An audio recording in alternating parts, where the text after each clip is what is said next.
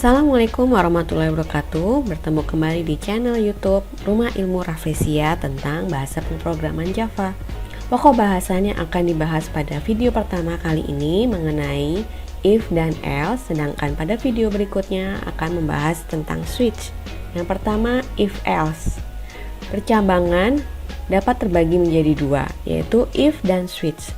If adalah percabangan yang memungkinkan menggunakan kondisi boolean, yaitu lebih kecil sama dengan, tidak sama dengan, lebih besar sama dengan, lebih besar, dan sama dengan. Sedangkan switch adalah percabangan dengan kondisi bilangan bulat atau dapat menggunakan karakter char atau string.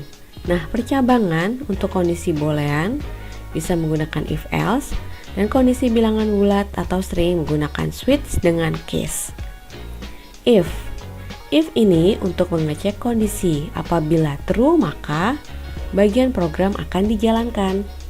Yang pertama, deklarasi if yang tunggal, yaitu if dalam kurung kondisi lebih kecil, lebih besar, kurung kurawal. Bagian ini akan dieksekusi apabila kode true. Sedangkan untuk if else, kita memiliki if di dalamnya tanda kurung kondisi A, lalu kurung kurawal untuk eksekusi kode bila A itu nilainya true.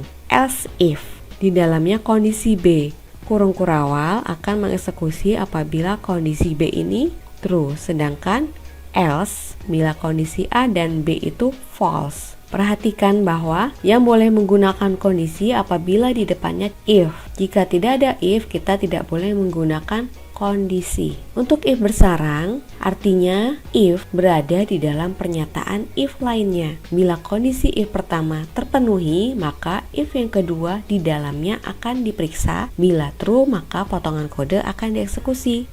Contohnya berikut. Kita memiliki if bersarang. Ada if di dalam if. Ada if di dalam if. Kita memiliki dua if. If kondisi A1 akan dijalankan, bila true, if kondisi B2 akan dijalankan, akan menampilkan true. Kemudian else akan menjawab kondisi false dari B2. Mengapa? Karena di sini terkait. Nah, kondisi A1 juga bisa memiliki else di bawah untuk menunjukkan bahwa kondisi A1 false.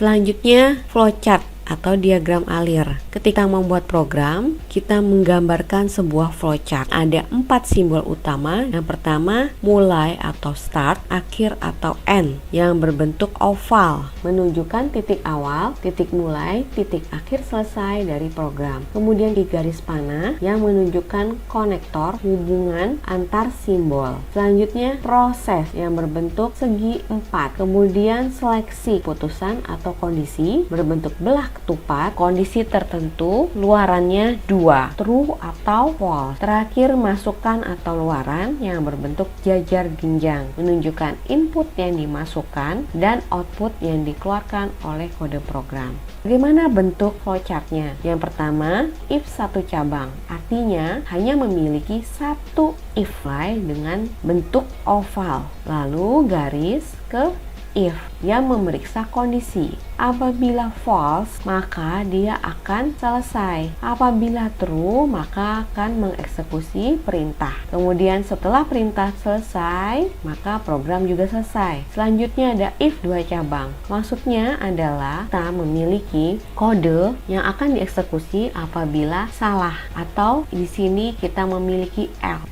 Apabila true, maka kode jika benar akan diselesaikan. Yang terakhir adalah if bersarang, memiliki dua kondisi. If yang pertama akan diperiksa. Apabila true, maka if yang kedua akan dieksekusi kode jika benar. Kemudian program selesai. Selanjutnya false. Apabila kondisi yang pertama false, akan eksekusi kode salah, kemudian selesai. Yang perlu diperhatikan adalah semua percabangan if menghasilkan dua, true dan false. Karena di sini kita punya dua if, maka kita memiliki dua true dan dua false. Ingat, selalu sama dengan jumlah if-nya. Selanjutnya, deklarasi elif. Perhatikan di baris pertama sebelum kelas. Import Java util scanner. Fungsinya adalah memanggil pustaka atau library dari scanner bisa membaca nilai yang dimasukkan oleh pengguna. Contoh, char nilai. Scanner input. Kita deklarasikan masukan ini sebagai input. Scanner dipanggil dari import. Scanner memanggil yang sudah diimport. Sistem in artinya menerima masukan input sesuai dengan pilihan pengguna. Sistem out pril and end, input Anda memilih dari A sampai C. Nilai input. Nilai ini berbentuk char sesuai dengan tipe datanya ya. Kemudian input adalah nama variabel dari scanner. If nilai A, karena bentuknya char, kita pakai tanda petik 1. Jika memilih A benar, maka tampilkan luar biasa. Else if di dalamnya, ingat if harus menggunakan kondisi. Kemudian kita eksekusi apabila true. Selanjutnya else if ada kondisi ya setelah if. System out end, ayo belajar. Nah, di bawah penutupnya ini hanya memiliki else tanpa if, artinya kita tidak memberikan kondisi apapun. Jika dibaca keseluruhan, if yang di bawah ini akan dieksekusi apabila seluruh kondisi di atasnya false ya. Ini false dan ini juga false, maka akan dieksekusi. Bagaimana inputnya? Sebagai berikut. Input nilai Anda B. B di sini saya masukkan sebagai user. Anda bisa mengganti apapun. Outputnya lumayan bagus. Kita uji cobakan di program. Di sini saya sudah memiliki kode yang sama persis dengan slide tadi. Di atas import ini untuk memanggil library yang akan digunakan di dalam program. Selanjutnya char nilai, inputnya yang diambil berbentuk char. Apabila kita eksekusi, maka akan menghasilkan keluaran sebagai berikut. Di sini kita bisa menuliskan nilai dari A sampai C. Contohnya, bila saya masukkan C, ayo belajar, jangan banyakkan main HP. Kita coba running. Sekarang jika kita tuliskan G, maka maaf, input Anda salah. Artinya, dia akan mengeksekusi, artinya dia akan mengeksekusi semuanya salah. False. Perhatikan variabel nilai berupa char. Kemudian dari input scanner kode next char at 0, artinya array yang ke 0 yang diambil dari input yang dimasukkan. Input di sini akan selalu berbentuk string, maka kita ubah char at 0. Wajib dituliskan apabila kita ingin mengakses char. Apabila kalian ingin mengganti tidak menggunakan char namun integer atau byte angka, maka gunakan pemanggilan nilai sama dengan variabel input menggunakan next byte. Akan mengambil variabel input dari scanner sebagai next byte yang berupa angka, sedangkan char at berupa huruf. Jika ingin mengubah menjadi angka, maka input A adalah int. A input nilai dari 1 sampai 3. Nilai A ini diubah semua jadi nilai 1, 2, 3 angka. Sekarang kita coba running.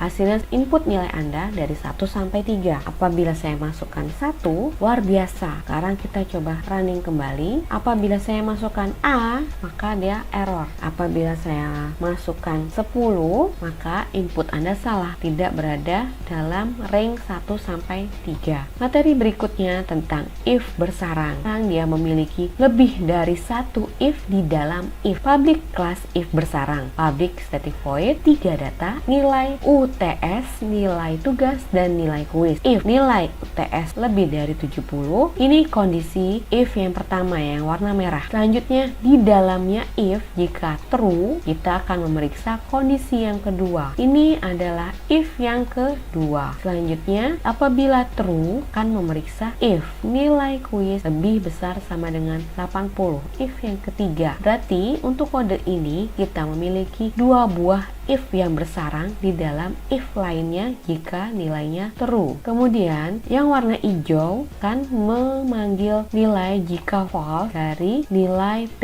lebih besar dari 80. Artinya ini akan dieksekusi apabila nilai T lebih kecil dari 79. Kemudian yang warna merah di bawah nilai false dari nilai UTS. Artinya akan dieksekusi apabila nilai UTS lebih kecil dari 79. Kita uji cobakan di program. Pada kode program berikut, ini sama persis dengan yang tadi. Nah, saya akan berikan informasi bahwa baris kode if ini akan dijalankan bila kondisi if yang pertama bernilai true. Ini adalah if yang pertama. Ini if kedua. Dan if ketiga akan dijalankan apabila kondisi if yang kedua true. Baris kode berikut akan dijalankan apabila ketiga kondisi if itu true. Sedangkan baris kode berikut ini, baris kode ini akan dijalankan bila kondisi if 2 sama dengan false. If baris kode